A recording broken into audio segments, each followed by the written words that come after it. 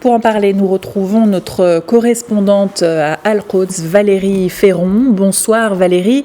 Alors Gaza déplore près d'une centaine de journalistes tués et plusieurs autres blessés par les attaques israéliennes. Les journalistes sont-ils devenus une cible ? Ils ne sont pas devenus. Ils ont toujours été une cible de l'armée israélienne, notamment pendant l'intifada al-Aqsa. Ils sont tous les jours en danger de mort. Maintenant, ce qui se passe dans la bande de Gaza est très particulier, on le sait.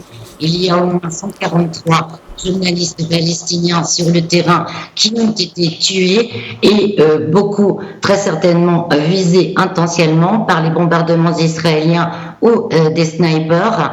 Ceci fait partie, bien sûr, de l'ensemble de la stratégie israélienne dans la bande de Gaza, où on a vu les hôpitaux ont été déclarés cibles militaires. Eh bien, tous les médias ont été déclarés cibles militaires, que ce soit la plupart ont été détruits, que ce soit bien sûr le matériel et les êtres humains. On est à un niveau donc sans précédent d'attaque contre la presse et contre le droit en fait des peuples à être informés. Notons qu'ils sont aussi dans une position particulière puisqu'ils sont à la fois victimes et témoins de ce qui se passe dans la bande de Gaza.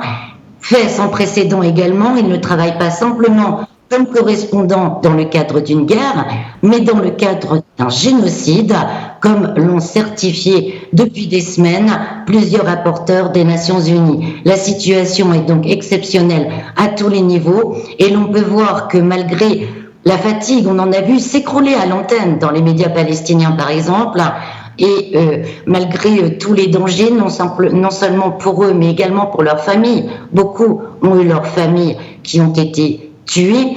Ils ont également perdu leur maison, beaucoup ont été déplacés, la plupart ne vivent pas d'ailleurs avec leur famille pour protéger ces dernières. Malgré tout cela, la plupart d'entre eux continuent encore de travailler, d'informer, de montrer les images, la réalité de terrain dans la bande de Gaza, puisque c'est la base de notre métier, montrer les faits, la réalité, et quel que soit ce qu'en pensent après les gens.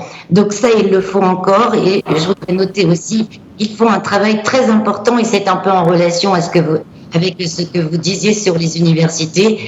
Ils ont, depuis le 7 octobre, non seulement travaillé pour leurs médias, en diffusant donc les faits sur le terrain via leurs médias, mais également via leur compte personnel sur les réseaux sociaux pour toucher un plus grand nombre de personnes à l'international, notamment bien sûr les jeunes générations, et ceci malgré une autre bataille à laquelle ils font face, eh bien c'est la censure très lourde des GAFAM et également la présence et qui est très importante de la propagande israélienne dans les médias, notamment dans les pays occidentaux. Alors justement, en Cisjordanie occupée, les journalistes palestiniens citoyens d'Israël sont soumis à la censure et aux intimidations. C'est bien cela, Valérie ?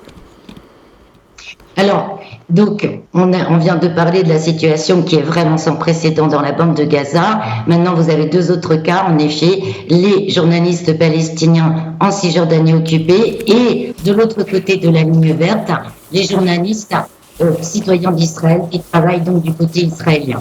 Pour parler de ceux qui sont en Cisjordanie occupée, ils risquent leur vie tous les jours depuis très longtemps ici, tout simplement parce qu'ils couvrent beaucoup les opérations militaires israéliennes et donc peuvent très bien être tués par des soldats, des snipers à tout instant. Ils couvrent également toutes les exactions des colons israéliens, notamment dans les zones rurales, et là encore, ils peuvent très bien être blessés, tués à chaque instant. On voit souvent d'ailleurs des journalistes en Cisjordanie être harcelés par des colons alors qu'ils sont en train de travailler devant les caméras.